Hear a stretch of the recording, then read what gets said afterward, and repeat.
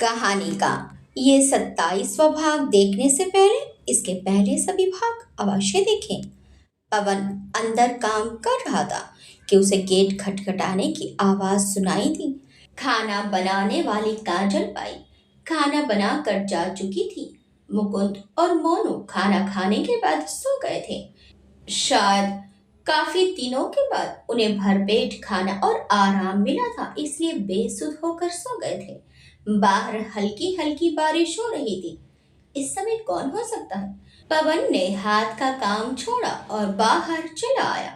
अरे डॉक्टर साहब आप! बाहर बारिश में भीगते कुणाल को देखकर वो हैरान रह गया। एकदम से दिमाग में यही ख्याल आया कि कहीं मुकुंद और मोनू की माँ को कुछ हो तो नहीं गया। घबराओ नहीं, सब ठीक है। कुणाल ने जैसे उसके चेहरे से ही भांप लिया कि वो क्या सोच रहा है। मुझे सूर्यवंशी साहब से मिलना है, उसने पवन से कहा। जी, साहब तो यहाँ नहीं है, छोटे साहब है। पवन समझ नहीं पाया। हाँ, छोटे साहब से ही मिलना है, अरिजीत से, उसने कहा। जी आइए साहब। पवन एक तरफ हट गया। सामने ही बरामदे में चेयर्स पड़ी हुई थी। वो कुणाल को वहां तक ले आया। आप बैठिए, मैं आपके लिए सूखा तौलिया लेकर आता हूँ, फिर छोटे साहब को भी देखता हूँ, वो आदर पूर्वक बोला। तो कुणाल बोला, तुम तौलिया वगैरह रहने दो, हम मुंबई वालों को इतना भीगने की तो आदत होती है, कहकर वो मुस्कुरा दिया। बस अपने छोटे साहब को बुला दो। जी साहब, कहकर पवन अंदर मुड़ गया। अरिजीत अपने बेडरूम में लेटा हुआ था। पवन ने दस्तक दी और उसे बताया कि हॉस्पिटल से डॉक्टर साहब आए हैं। अरिजीत को कुणाल के इतनी जल्दी आने की उम्मीद नहीं थी। वो मन ही मन हैरान होता हुआ बाहर आया। हेलो। कुणाल चेयर से उठ खड़ा हुआ। अरिजीत बोला, सर बैठे रहिए, आपने तो सरप्राइज कर दिया। वो उसी के साथ वाली चेयर पर बैठ गया। मुकुंद की आई तो ठीक है? वो उत्कंठा भरे स्वर में बोला। जी, वो बिल्कुल ठीक है, मैं तो यूं ही आपसे मिलने चला आया, कुणाल ने कहा। बहुत अच्छा किया आपने। अरिजीत ने पवन को आवाज लगाई। बढ़िया सी गरम गरम कॉफी पिलाओ डॉक्टर साहब को, उसने कहा। आप अकेले ही हैं यहाँ पर? कुणाल ने उससे पूछ लिया। जी, अरिजीत थोड़ा हिचकिचाते हुए बोला। कुणाल भी चुप होकर बैठ गया। पवन कॉफी और स्नैक्स ले आया था। मन तो कर रहा था कि सीधे पूछ ले क्या वो धारा कुछ जानता है, पर पूछ नहीं सका। बच्चों का इंतजाम कहाँ किया आपने? बच्चों को अकेले छोड़ना संभव नहीं था, इसलिए यहीं ले आया। जहाँ ये लोग रहते हैं वहाँ बहुत गंदगी है, गलियां भी इतनी पतली है कि कोई वाहन पहुंचना मुश्किल है। आपने बहुत अच्छा काम किया, कुणाल ने उसकी तारीफ की। अरिजीत सहजता से मुस्कुरा दिया। एक बार इनकी माँ ठीक हो जाए तो बच्चों की पढ़ाई शुरू करवाना चाहता हूँ। माँ की इतनी इनकम नहीं है कि बच्चों को पढ़ा लिखा सके। वो सोच में गुम कहता जा रहा था। कुणाल बोला, लेकिन आपका घर तो यहाँ नहीं है, यहाँ कब तक रहेंगे?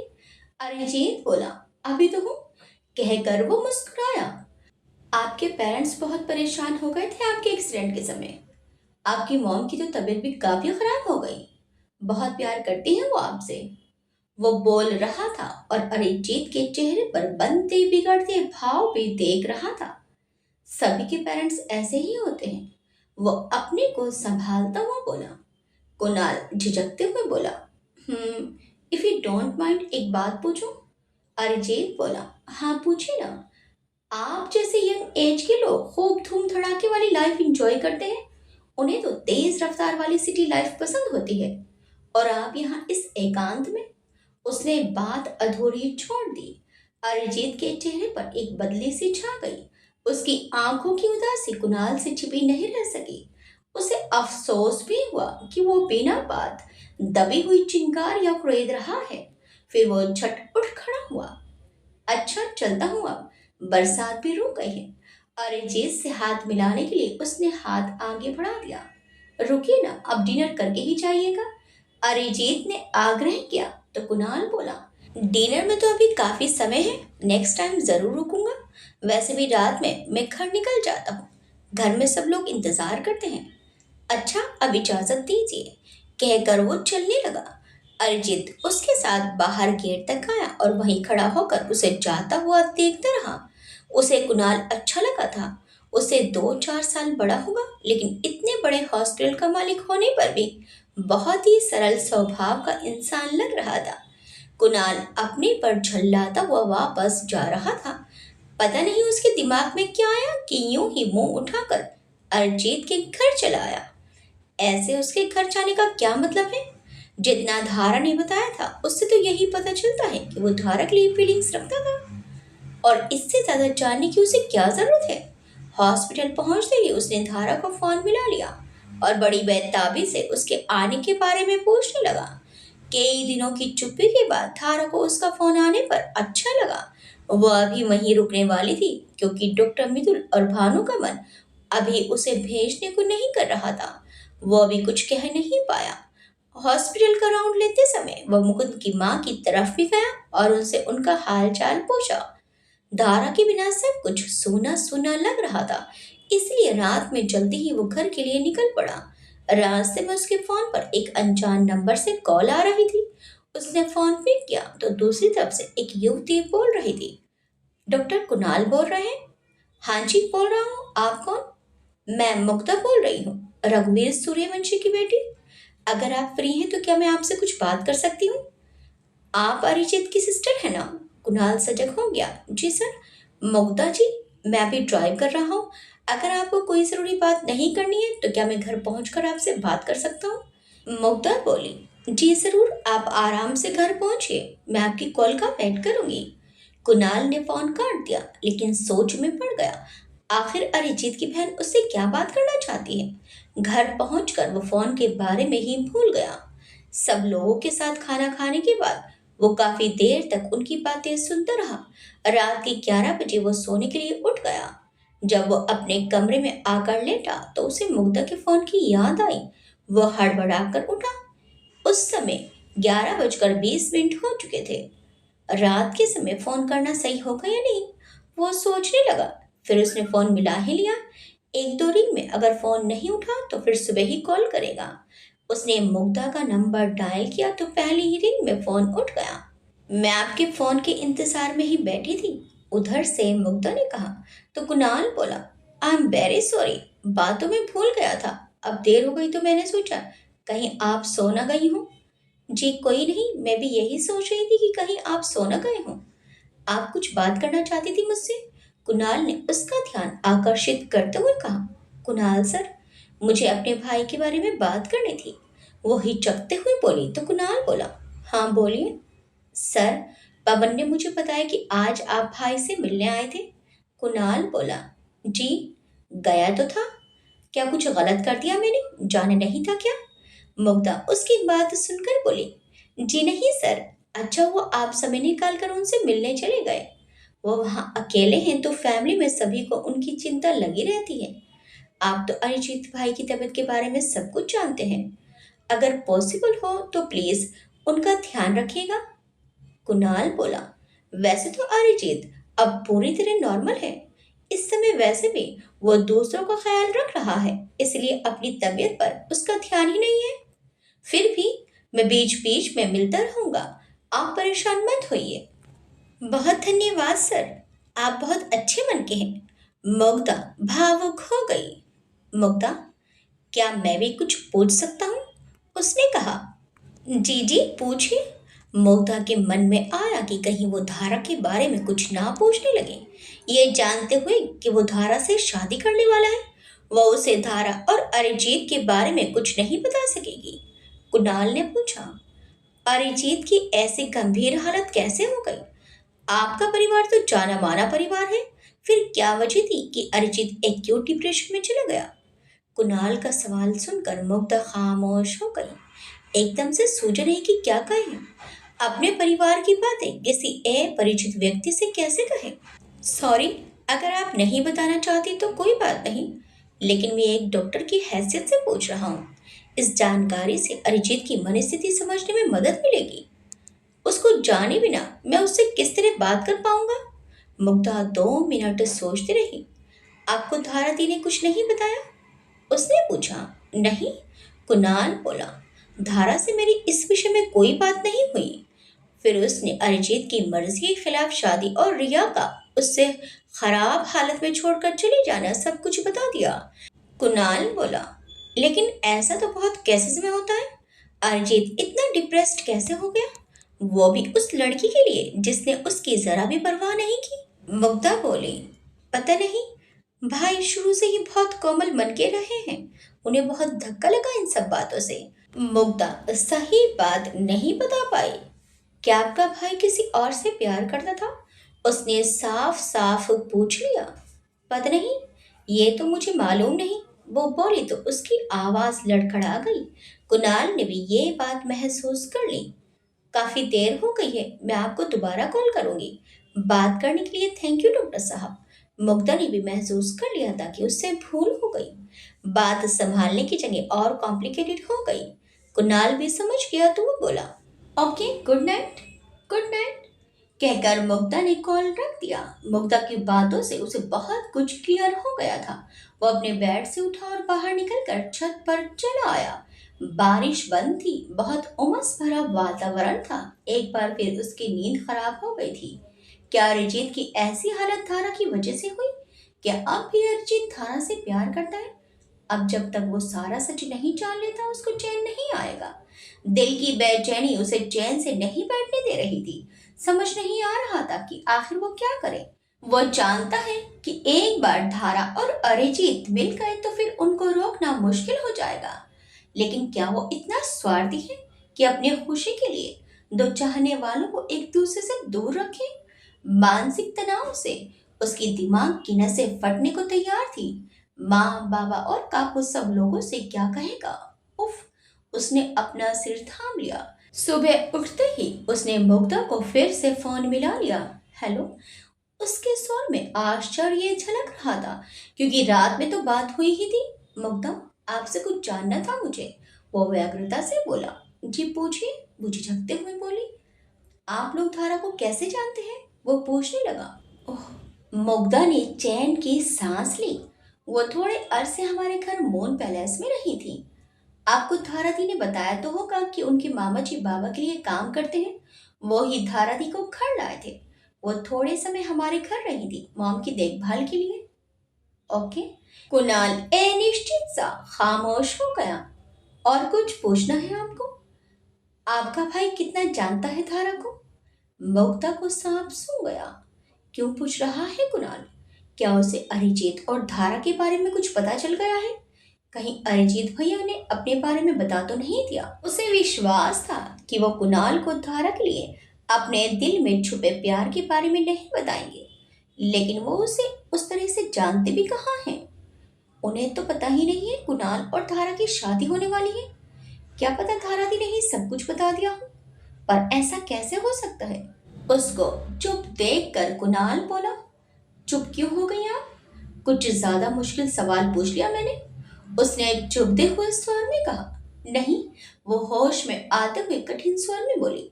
बस ये सोच रही हूँ कि ये प्रश्न आपने क्यों पूछा। उसने अब तक खुद को संभाल लिया था। धारा दी हमारे घर में थी तो हम सभी उन्हें जानते हैं। ऐसी कोई विशेष जान पहचान नहीं थी उनकी, क्योंकि भाई तो अपनी पढ़ाई के लिए बाहर ही रहते थे। वो जो बोल रही थी वो उसकी सोच के विपरीत की बात थी। दिल ठीक ठीक कर कह रहा था कि उसे धारा दी और अजीत भैया के बारे में सब कुछ बता दे। अजीत भैया तो धारा को प्यार करते ही थे। लेकिन अगर धारा थी उन्हें प्यार ना करती होती तो एक्सीडेंट वाले दिन उनकी इतनी बुरी हालत ना होती। अगर उनकी कुणाल से शादी की बात निश्चित ना होती तो वो ही धारा दी से अपने भाई की खुशियों के लिए भीख मांगने को तैयार थी। उनकी हालत तो डॉक्टर कुणाल ने भी देखी थी। हो सकता है इसलिए उन्हें कुछ शक हो रहा हो, लेकिन ऐसा लगता तो नहीं है। शक्ल सूरत और व्यवहार से वो बहुत ही डिसेंट बंदा लगता है।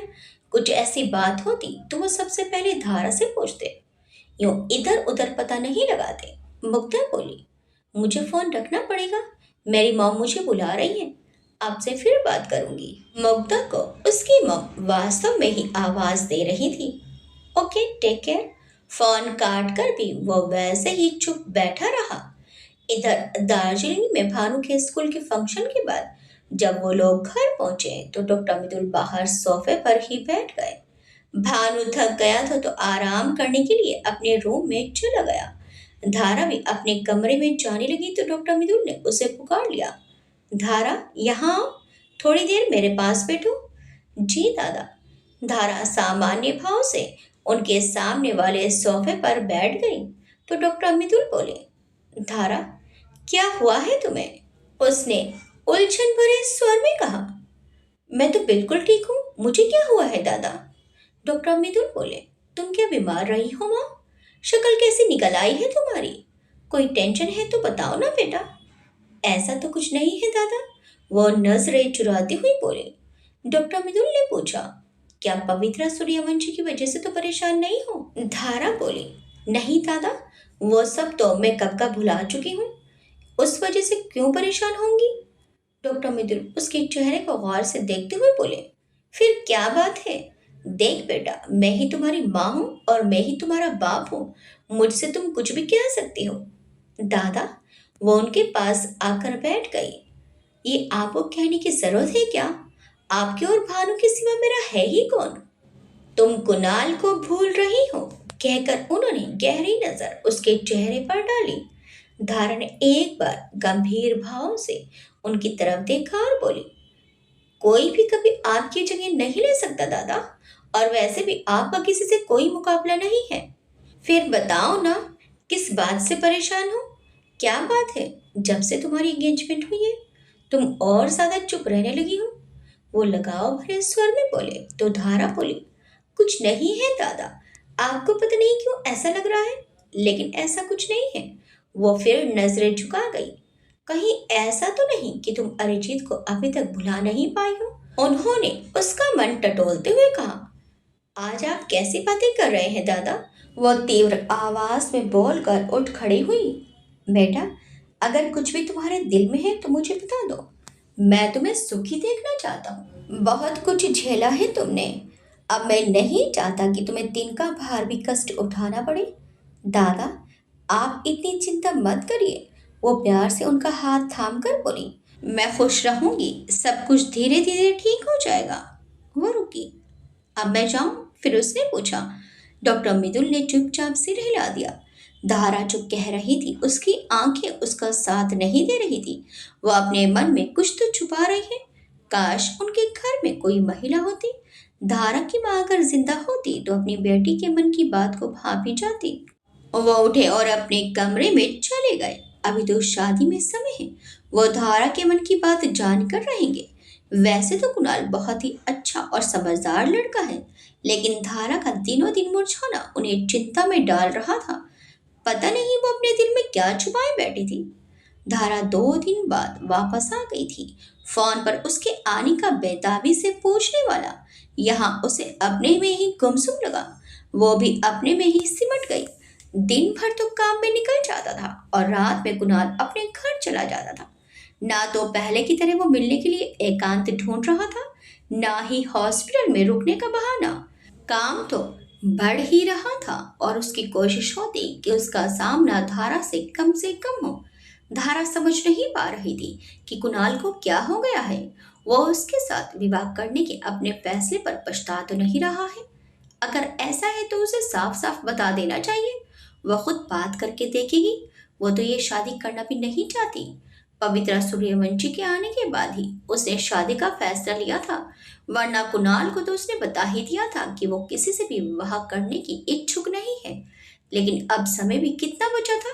1.5 महीना निकल चुका था। अब बस उतना ही समय बाकी रह गया था। शाम को कुणाल निकलने लगा तो धारा उसके सामने चली आई। जा रहे हैं आप? हाँ, आओ बैठो ना, कहकर उसने धारा की तरफ देखा। वो उसे कुछ उदास सी लगी। अपनी उलझन में वो धारा से बात भी नहीं कर पा रहा था। कॉफी पियोगी? मंगाऊं क्या? वो अपनी चीजें समेट रहा था।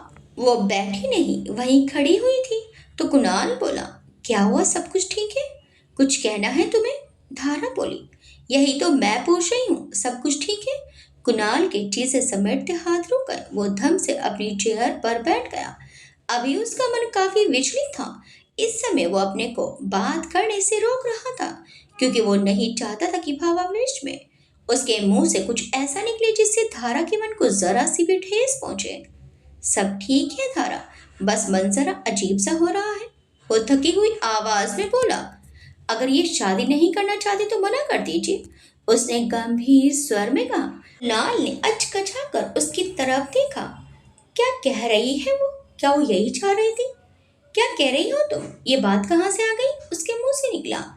आप मुझसे बचते फिर रहे, सामने नहीं आते, बात नहीं करते, दिल में कुछ है तो बताते क्यों नहीं? वो बिफर कर बोली।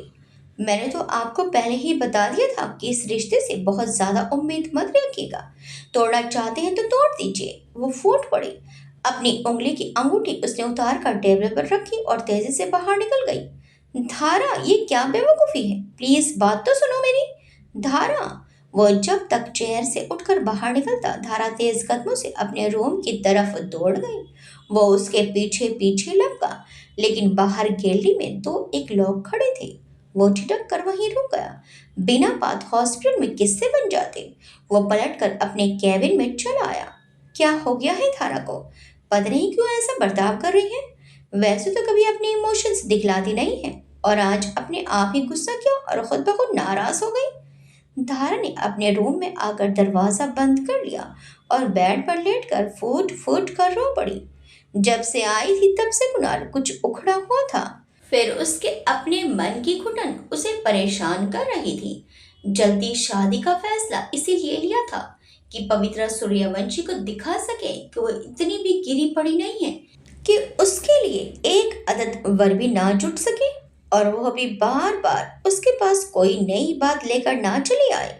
लेकिन यही फैसला अब उसके गले की हड्डी बन गया था, जो ना निगला जा रहा था ना ही उगला जा रहा था। जैसे जैसे शादी के दिन नजदीक आ रहे थे, उसके गले में जैसे फंदा सा कसता जा रहा था। लेकिन डॉक्टर कुणाल की इसमें क्या गलती है? वो तो बिना कसूर के कसूरवार बन गया है।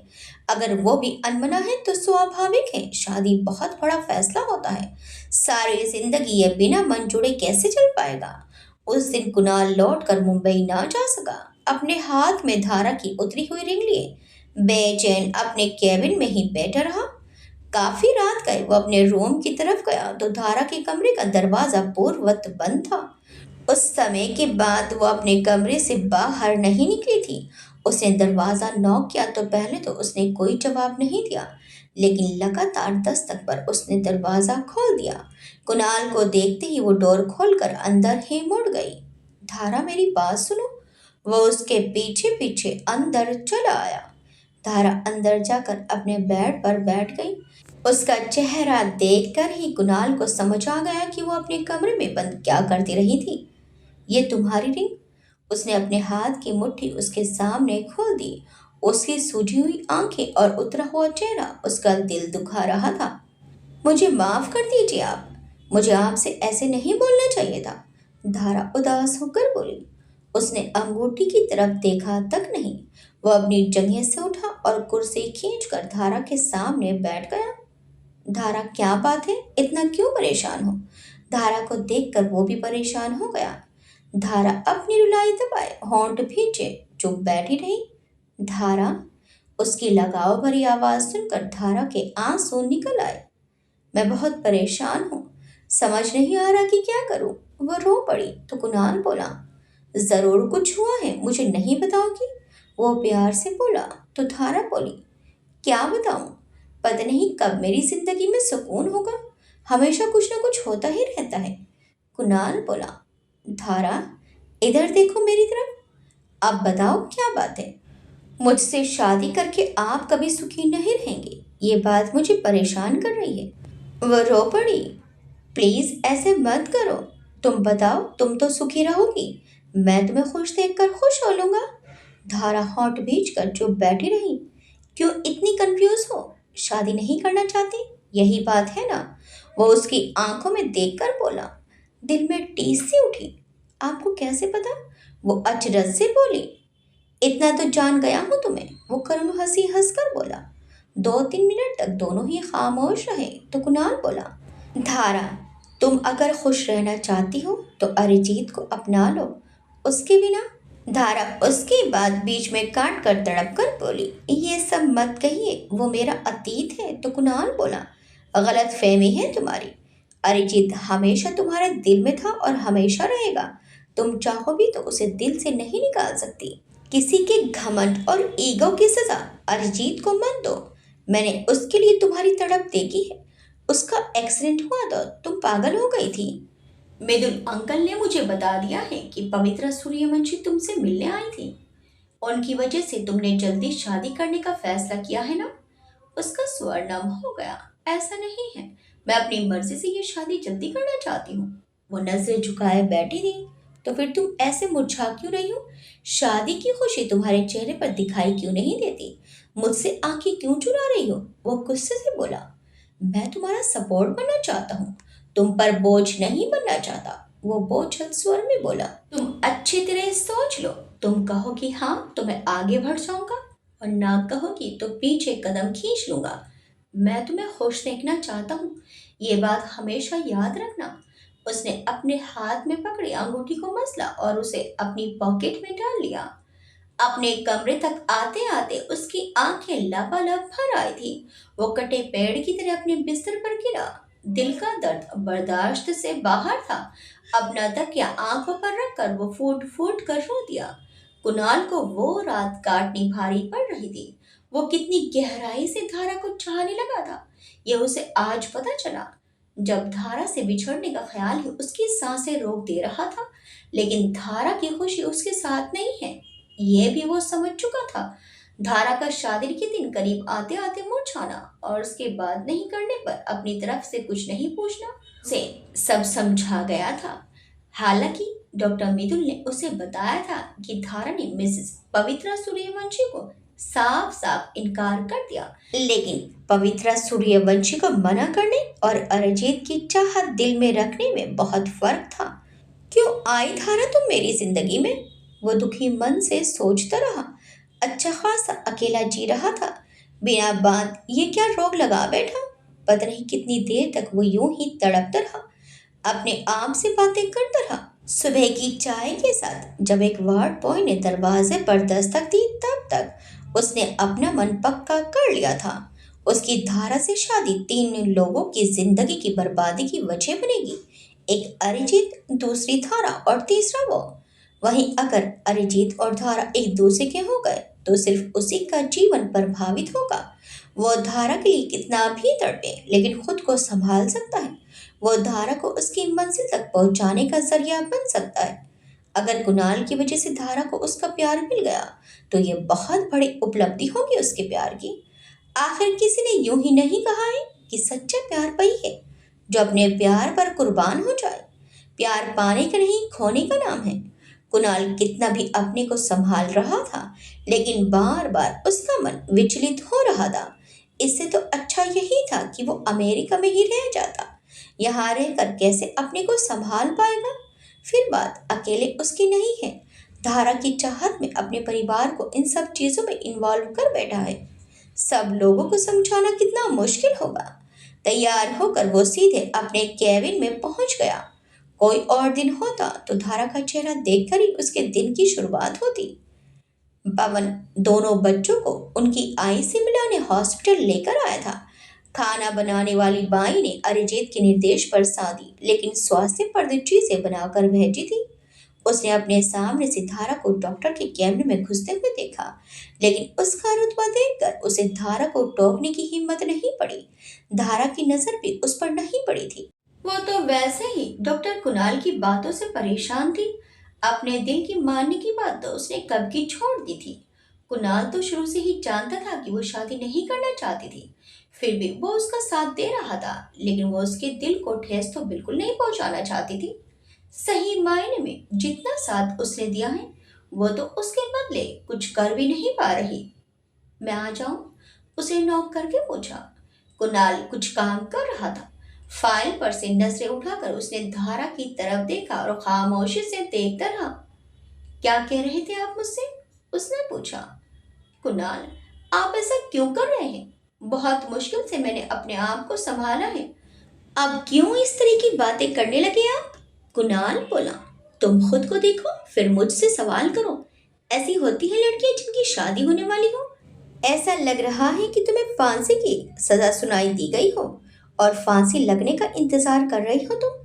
चेहरे की रौनक बुझती जा रही है दिनों दिन। वो भी देश में आ गया। आपसे मैंने कुछ भी छुपाया नहीं था। वो उलझ गई। छुपाया तो नहीं था, लेकिन ये भी बताया नहीं था कि अरिजीत की शादी होने के बावजूद तुम्हारे दिल में उसका प्यार कम नहीं हुआ। वो गुस्से से बोला। ये सच नहीं है। उसने आंखें झुका ली। जो बात तुम आंखें मिलाकर कह भी नहीं पा रही हो, उस पर कैसे विश्वास करूं? धारा बोली। मैं कह रही हूं ना, सब कुछ तो जानते हैं आप। मैंने सब कुछ तो बता दिया था आपको। वैसे भी वो मेरा बीता हुआ कल था। वो सब अब मैं भुला चुकी हूँ। वो बोल रही थी तो शब्द उसका साथ नहीं दे रहे थे। भुला चुकी हो तो फिर उसकी लिखी स्लिप इतना संभाल कर क्यों रखी है? उसकी बुरी हालत देखकर तुम्हारा क्या हाल हुआ था, वो मैं भूला नहीं हूँ। विस्फारित आंखों से देखती अभिधारा कोई जवाब देती कि डोर पर दस्तक हुई। कुणाल ऐसी हालत में किसी को अंदर नहीं बुलाना चाहता था, इसलिए खुद दरवाजे तक चला आया। सर, डॉक्टर कुमुद आज नहीं आएंगी। उनको कोई जरूरी काम आ गया है। उनकी जगह बाहर रिसेप्शनिस्ट थी। कुणाल बोला। और कौन कौन है आज? डॉक्टर जोशी को बुला लो। मेरा नाम लेकर बोलना कि आज दिन की शिफ्ट ले लें। शाम को किसी और को देख लेंगे। मैं बिजी हूँ, अब मुझे डिस्टर्ब नहीं करना। वो बोलकर फिर अंदर चला आया। धारा वैसे ही गुमसुम खड़ी थी। धारा प्लीज बैठ जाओ। अभी मेरा दिमाग मेरे काबू में नहीं है। तुम भी अच्छी तरह सोच लो। मैंने तुमसे कहा ना कि तुम हाँ कहोगी तभी मैं आगे कदम बढ़ाऊंगा। वो हार कर बोला। मैंने तो सोच लिया है। आप ही पता नहीं क्या चाहते हैं। अब अगर हमने कुछ ऐसा वैसा कदम उठाया तो सब लोग क्या कहेंगे? वो धीमी आवाज में बोली। कौन क्या कहेगा ये मत सोचो, अपने दिल की आवाज सुनो। वो बिफर गया। मैं अब कदम पीछे नहीं खींच सकती। माँ बाबा और दादा पर क्या गुजरेगी? वो मेरे बारे में क्या सोचेंगे? कुणाल बोला। सारी जिंदगी भुगतने से अच्छा है कि अभी सही कदम उठाओ। मैं शादी करने के लिए तैयार हूँ, वो दृढ़ स्वर में बोली। अच्छा, ठीक है। कुणाल ये सुनकर गुस्से में आ गया। आओ मैं तुम्हें कुछ दिखाता हूँ। फिर भी अगर तुम्हारा इरादा नहीं बदला तो हम जरूर शादी कर लेंगे। वो उसका हाथ पकड़कर बाहर निकलने लगा। धारा उसके साथ खींची जा रही थी। उसने कई बार पूछा कि वो उसे कहाँ ले जा रहा था, लेकिन कुणाल ने कोई जवाब नहीं दिया। उसे कार में बैठाकर खुद भी बैठ गया। हॉर्न भींचे वो तेज स्पीड में कार दौड़ाता रहा। एक जगह कारों की तो वो जगह हॉस्पिटल से काफी दूर थी। ये कहाँ ले आए आप? धारा बैठे बैठे चारों तरफ देख रही थी। आओ नीचे उतरो। उसने उतरकर उसकी तरफ का डोर खोला और उसका हाथ थाम कर वो आगे बढ़ा। एक कॉटेज के गेट पर खड़े होकर जब उसने गेट धकेला तो वो खुला ही था। अरिजीत पानी का पाइप उठाए पौधों में पानी लगा रहा था। अरे डॉक्टर साहब आप! वो कुणाल को फिर इतनी जल्दी अपने घर आया देखकर उलझन में पड़ गया। कुणाल ने धीरे से खींचकर धारा को सामने कर दिया। इतने सालों बाद धारा को यूं अचानक अपने सामने देखकर वो आश्चर्यचकित रह गया। उसके मुंह से अनायास निकला, धारा। हैरानी से उसका मुंह खुला हुआ था। दूसरी तरफ धारा भी सख्त किसी हालत में उसे देखे जा रही थी। अरिजीत की आंखें धीरे धीरे आंसुओं से भर गई। वो वहीं खड़ा हुआ था, हाथ में पाइप पकड़े हुए। अच्छा था कि धारा ने अरिजीत को तब नहीं देखा था जब वो बिल्कुल टूट गया था। अब तो उसकी हालत पहले से काफी बेहतर थी। फिर भी धारा उसकी तरफ देख रही थी कि अरिजीत कितना बदल गया है। एक समय का सुंदर आकर्षक युवक जिसकी चमकीली जीवन से भरपूर आंखों में देखना भी कठिन होता था, अब हारा हुआ सा उदास और टूटा हुआ लग रहा था। एक्सीडेंट उसके शरीर पर काफी सारे निशान छोड़कर गया था। वो दोनों एक दूसरे की तरफ देखे जा रहे थे और कुणाल की उपस्थिति तक भूल गए थे। कुणाल के मुंह पर एक दर्द भरी मुस्कान चली आई। कुणाल बोला। अब बोलो धारा, तुम क्या कह रही थी? उसने धारा का हाथ छोड़ा और वापस मुड़ने लगा। उसके पीछे मुड़ते ही धारा को जैसे होश आ गया। वो उसके पीछे ही मुड़ गई और कुणाल के पीछे पीछे चलने लगी तो कुणाल बोला। क्या कर रही हो? अरिजीत तुम्हारे सामने खड़ा है, जाओ उसके पास। उसने धारा को रोकते हुए कहा तो धारा बोली, नहीं, मुझे आपके साथ चलना है। उसने आंखें ऊपर नहीं उठाई। कुणाल बोला, बेवकूफ़ी मत करो धारा, तुम्हारा प्यार है वो। कहते हुए कुणाल की आंखें गीली हो गई थी, लेकिन उसका स्वर कांप नहीं रहा था। वो मेरा प्यार नहीं है। आप सब कुछ जानते हुए भी ऐसी बात कैसे कह सकते हैं? मैं आपको नहीं छोड़ सकती। कुणाल ने पलटकर अरिजीत की तरफ देखा। वो वैसे ही स्तब्ध सा खड़ा हुआ था। वो बोला, धारा, जिस पल का तुम पता नहीं कब से इंतजार कर रही थी, वो तुम्हारे सामने है। अरिजीत आज भी सिर्फ तुम्हें से प्यार करता है। जाओ ना। धारा बोली, मुझे नहीं जाना। अरिजीत के आंसू आंखों से निकलकर गालों पर बहने लगे थे, लेकिन वो कुछ बोल नहीं रहा था। उसने अपने कदम आगे बढ़ाए और उनके पास आने लगा कि अचानक वो लड़खड़ाया और बेहोश होकर नीचे गिर गया। शायद इतना ज्यादा भावनात्मक दबाव वो सह नहीं सका था। कुणाल फौरन उसकी तरफ दौड़ पड़ा। धारा मूर्ति की तरह वहीं खड़ी थी। धारा, प्लीज हेल्प करो, इसको अंदर ले जाना पड़ेगा। उसने कोशिश करके अरिजीत को अपनी बाहों में उठा लिया। धारा अंदर का दरवाजा खोलकर अरिजीत को बेड पर लिटाने में कुणाल की मदद करने लगी। घर पर कोई भी नहीं है, एक नौकर रहता है इसके साथ, उसने कहा। फिर वो खाली पड़े घर को देखने लगा। देखना थोड़ा सा पानी हो कहीं। लाल ने अरिजीत के हाथ पांव मलते हुए कहा। धारा उस रूम से निकलकर बाहर फ्रिज से एक पानी की बोतल निकाल लाई। कुणाल ने अपना रुमाल निकाल कर भिगोया और उसके माथे को ठंडे पानी से पोंछने लगा। इसे होश क्यों नहीं आ रहा है? कुणाल ने चिंतित भाव से कहा। हॉस्पिटल ले चलिए। मुग्धा बता रही थी कि पिछले काफी दिनों से इनकी तबीयत खराब चल रही थी। वो घबराई आवाज में बोली। धारा की मदद से कुणाल ने अरिजीत को अपनी कार में लिटाया और कार हॉस्पिटल की तरफ दौड़ा दी। एक पेपर में उसने अरिजीत को हॉस्पिटल ले जाने का लिखकर टेबल पर रख दिया था। हॉस्पिटल पहुंचते ही कुणाल अरिजीत की देखरेख में लग गया। धारा थोड़ी देर तो उसके साथ खड़ी रही, फिर धीरे धीरे बाहर निकल गई। अपने कमरे में आकर वो सुन सी बैठ गई। अरिजीत कोलार में कब से रह रहा था, उसे बिल्कुल पता ही नहीं चला। उसका एक्सीडेंट भी तो यहीं हुआ था, लेकिन अपने परिवार से अलग रहने की उसे क्या जरूरत पड़ गई? कुणाल बाहर निकला तो उसने देखा पवन दोनों बच्चों के साथ डिब्बे वगैरह संभाले बाहर जा रहा था। उसने अरिजीत के साथ और फिर कॉटेज पर उसे देखा था, इसलिए फौरन पहचान लिया। सुनो, उसने पवन को आवाज देकर अपनी तरफ बुलाया। जी डॉक्टर साहब। पवन ने सोचा कि मुकुंद की आई की तबीयत के बारे में कुछ बताना चाहते हैं। तुम, क्या नाम है तुम्हारा? साहब, मेरा नाम पवन है। पवन, तुम्हारे छोटे साहब की तबीयत थोड़ी खराब हो गई थी तो वो यही है। ये सुनते ही पवन घबरा गया। क्या हुआ छोटे साहब को? कुणाल ने उसे समझाया। डरो मत, वो बिल्कुल ठीक है, बस जरा सा चक्कर आ गया था तो उन्हें थोड़ी देर रेस्ट करने के बाद अपने साथ ले जाना। कुणाल ने उसके कंधे पर हाथ रख कर तसल्ली दी।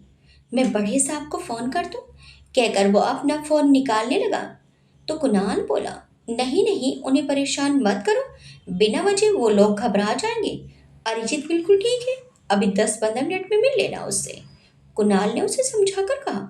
डॉक्टर साहब, साहब गुस्सा करेंगे मुझ पर अगर मैंने फोन नहीं किया, वो डरते हुए बोला। कुणाल ने फिर से उसे आराम से समझाया। अभी अरिजीत को होश आ जाए, फिर तुम्हारा मन करे तो फोन कर देना, मैं तुम्हें रोकूंगा नहीं। मैंने कहा ना, घबराने की कोई बात नहीं है। वो लोग इतनी दूर हैं, बिना बात परेशान हो जाएंगे।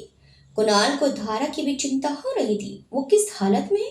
तुम्हारे छोटे साहब सामने वाले रूम में है, वहीं चले जाओ, मैं भी थोड़ी देर में आता हूँ। कहते हुए वो तेजी से धारा के कमरे की तरफ बढ़ गया। धारा के कमरे में दस्तक देकर वो अंदर घुसा तो धारा दस्तक की आवाज सुनते ही वॉशरूम में घुस गई। अच्छी तरह पानी आंखों पर मारकर वो बाहर निकली, लेकिन कुणाल को समझने में दिक्कत नहीं हुई कि वो किस मनस्थिति में है। धारा, तुम ठीक हो? कुणाल ने उसका चेहरा देखते हुए पूछा। धारा ने हाँ में सिर हिला दिया। आप कब से जानते थे कि अरिजीत यहीं पर है? उसने पूछा तो कुणाल बोला, तुमने रूम नंबर 7 के एडमिट पेशेंट को देखा है? करीब 8-10 दिन पहले अरिजीत उसे लेकर आया था।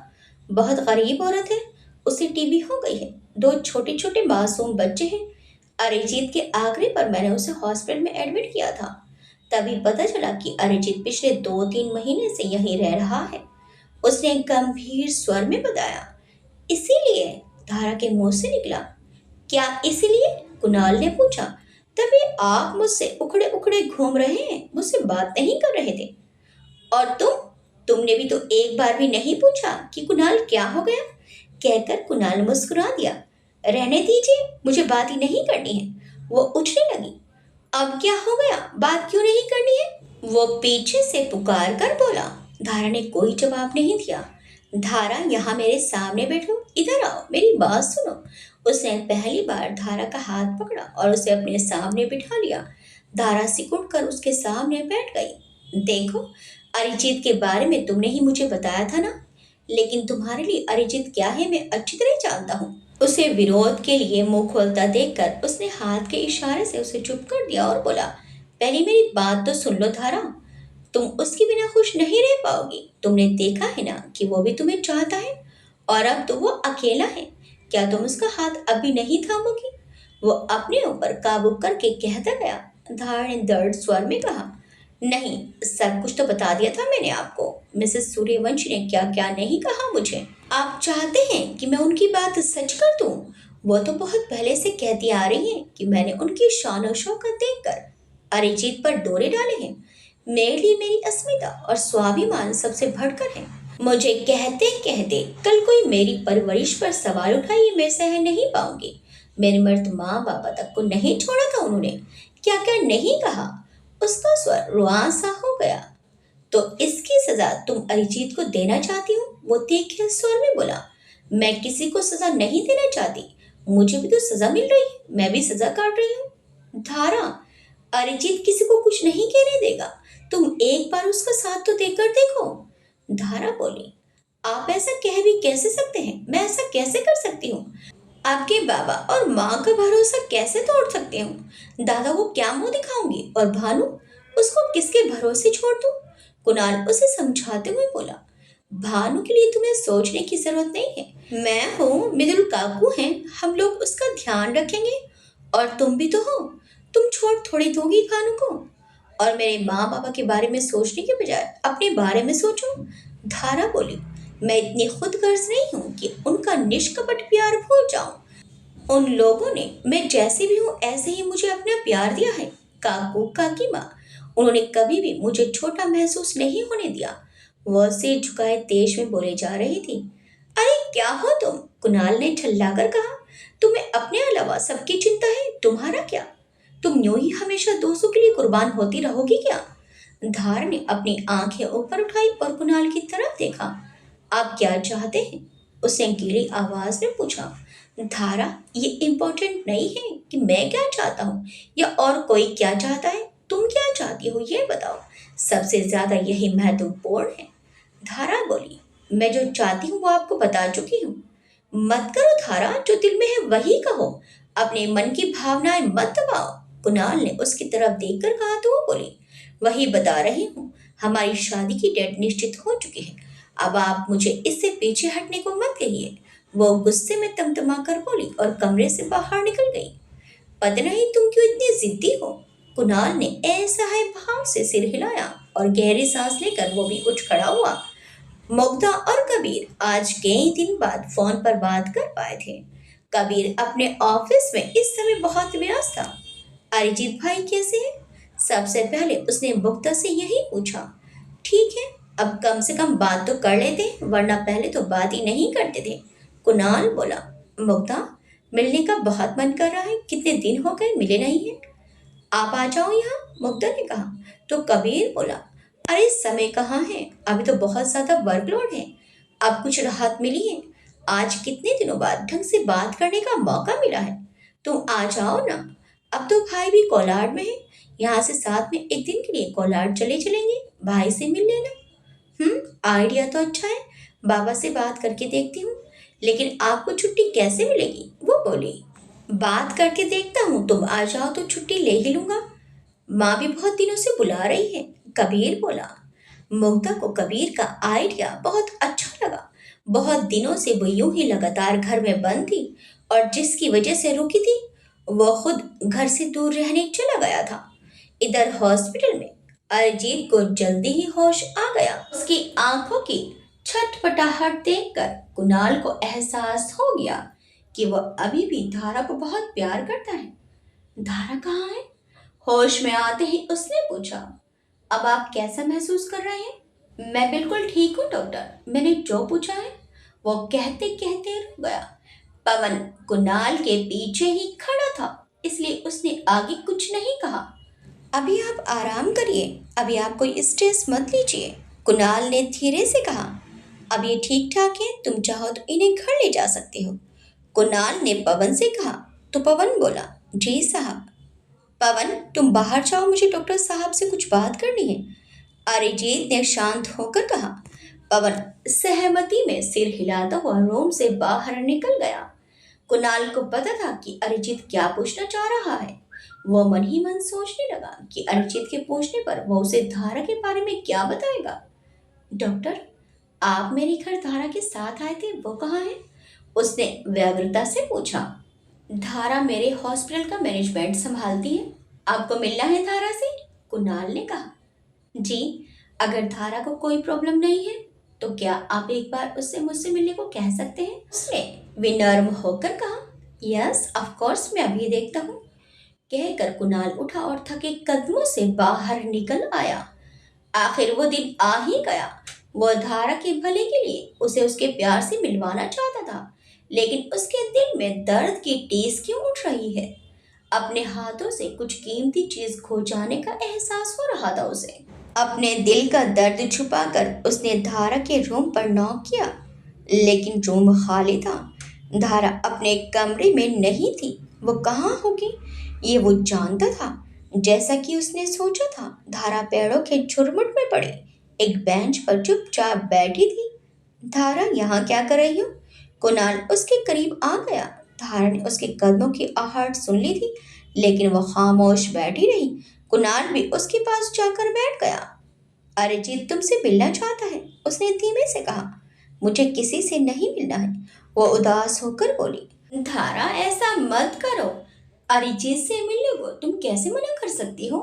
एक बार उससे मिल लो, तुम जो भी निर्णय लोगी कोई कुछ नहीं कहेगा तुम्हें। ठीक है, मैं उनसे मिल लूंगी, लेकिन आपको भी मेरे साथ ही चलना होगा, वो बोली। कैसी बातें कर रही हो? मैं तुम दोनों के बीच क्या करूंगा? वो परेशान हो गया। मैं मिलूंगी तो आपके साथ ही मिलूंगी, वरना रहने दीजिए, मुझे किसी से मिलने की जरूरत नहीं है, वो दर्द स्वर में कहकर वहां से उठ गई। कुणाल वहीं खड़ा तेज कदमों से उसे जाते हुए देखता रहा। वो हॉस्पिटल की बिल्डिंग में जाकर गायब हो गई। कुणाल कुछ देर वहीं बैठा रहा। वह आज के बारे में सोच रहा था। धारा अपने से ही भागती फिर रही है। अरिजीत से उसका कितना जुड़ाव है, ये वो अरिजीत के एक्सीडेंट के समय देख चुका था। वो उस समय अरिजीत की तकलीफ देखकर अपने होश खो बैठी थी। तब ना तो उसे अपना होश था, ना ही दूसरों का। अब जब अरिजीत सामने है तो वो अरिजीत से बचती फिर रही है।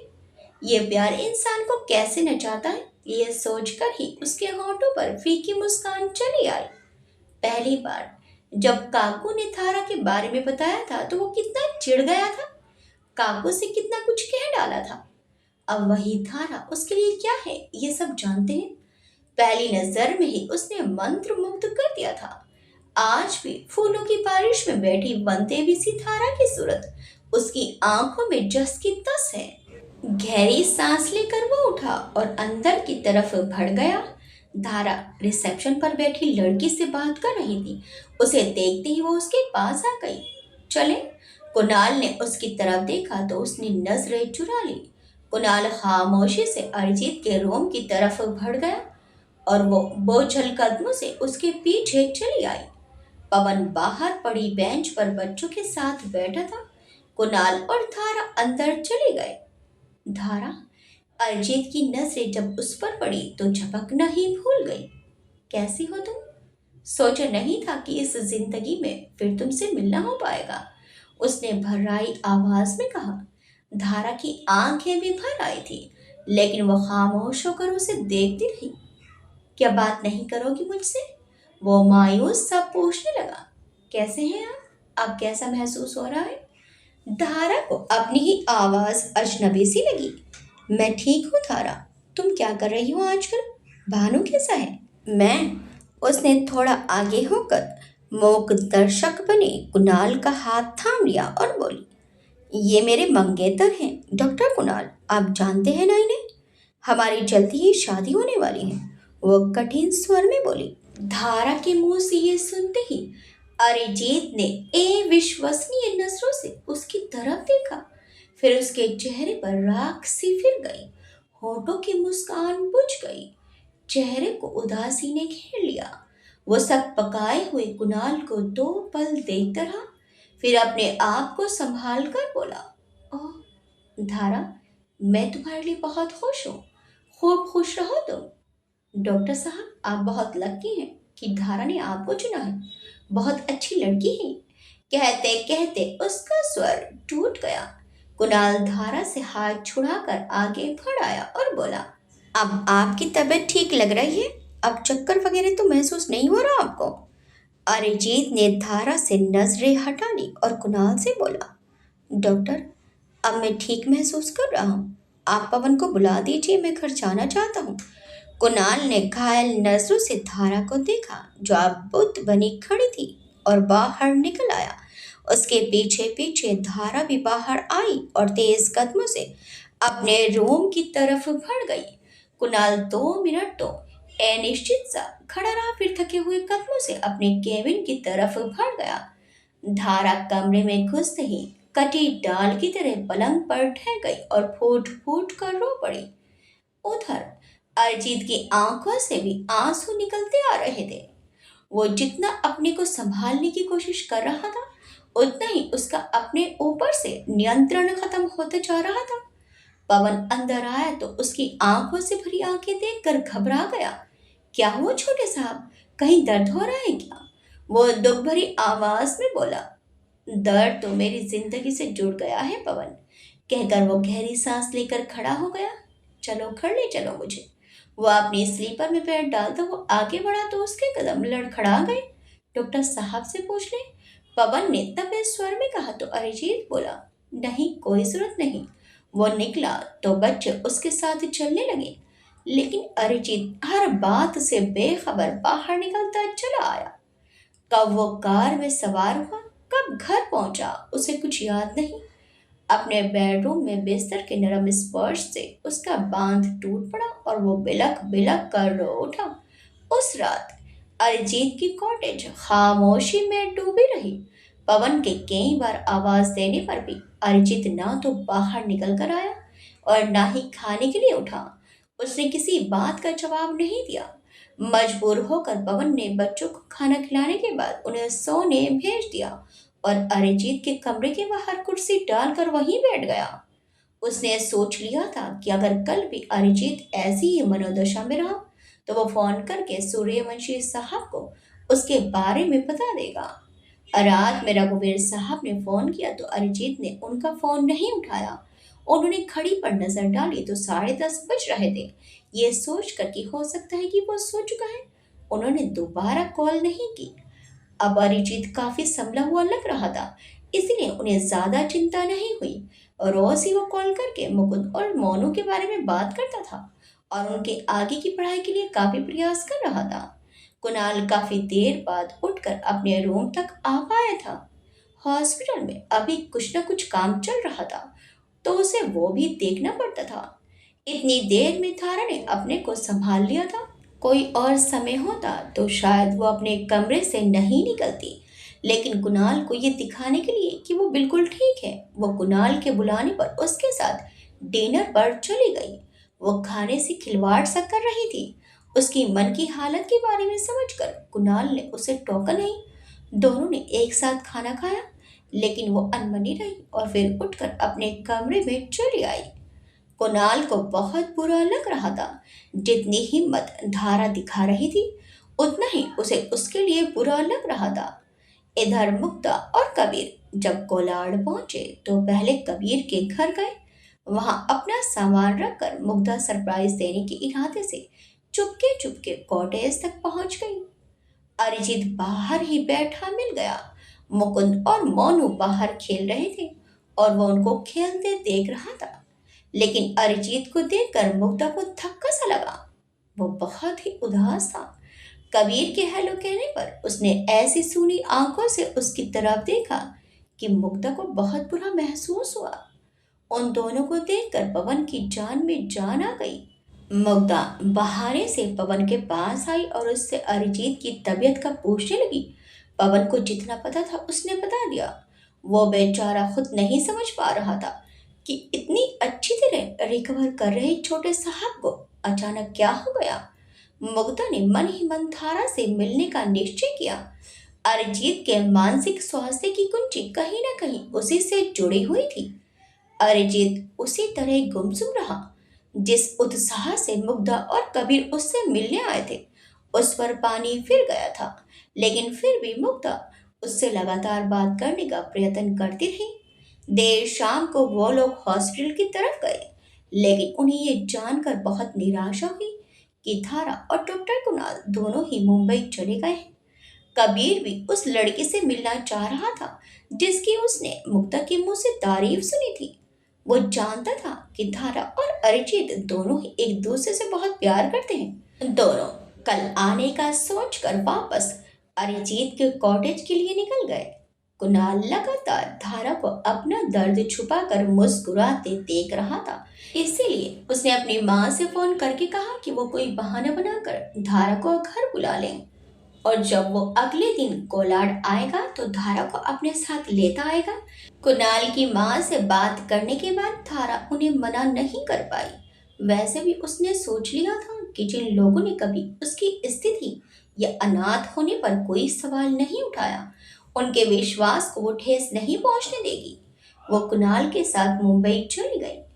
कुणाल की माँ ने उसे प्यार से निहारते हुए कहा, तुम आ जाती हो तो तुम्हें वापस जाने देने का मन नहीं करता। धारा का चेहरा झुक गया।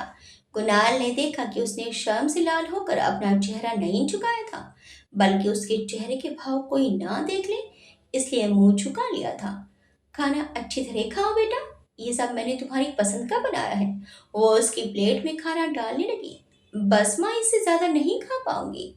उसने उन्हें रोकने की कोशिश की। हे मेरे भगवान, क्या कहा तुमने? फिर से तो कहना जरा। तुम्हारे मुंह से माँ कितना मीठा लग रहा है। खुशी से कहकर वो अपने हाथ का बर्तन रखकर आगे बढ़ी और धारा को गले से लगा लिया। वाह वाह माँ, कुणाल हंसने लगा। मुझे तो कभी ऐसे गले लगाकर प्यार नहीं किया आपने। कुणाल की माँ बोली। हाँ, क्यों नहीं किया था? वो वहीं धारा के साथ बैठ गई। मुझे तो याद नहीं कब किया था। कुणाल ने उनकी तरफ देखकर कहा तो वो बोली, जब तूने पहली बार मुझे माँ कहा था। उनकी बात सुनकर डाइनिंग टेबल पर बैठे सब लोग हंस पड़े, यहाँ तक कि धारा को भी हंसी आ गई। कुणाल ने माँ की तरफ देखा और मुंह बना लिया। मुंह तो दूसरों को दिखाने के लिए बनाया था, अंदर ही अंदर वो बहुत खुश था कि धारा नॉर्मल हो गई है। कोलाड लौटते समय शुभी काकी ने धारा से कह दिया, अब जल्दी से यहीं आ जाओ जिससे वापस ना जाना पड़े। सब लोग इतने खुशी खुशी उनको देख रहे थे कि कुणाल का निश्चय भी डिगने लगा। आगे क्या होगा? मुग्धा और कबीर धारा और अरिजीत को मिलाने के लिए क्या करेंगे? ऐसा क्या होगा कि कुणाल धारा को अरिजीत से शादी करने के लिए मना लेगा? कुणाल कैसे खुद को धारा से दूर करेगा? क्या कुणाल धारा से दूर जाने का दर्द सह पाएगा? देखिए इस कहानी के अगले भाग में। आपको ये कहानी कैसी लगी हमें कमेंट्स करके जरूर बताइएगा। वीडियो अच्छी लगी तो वीडियो को लाइक शेयर सब्सक्राइब करना मत भूलिएगा। मिलते हैं इस कहानी के अगले भाग में। Till then bye bye.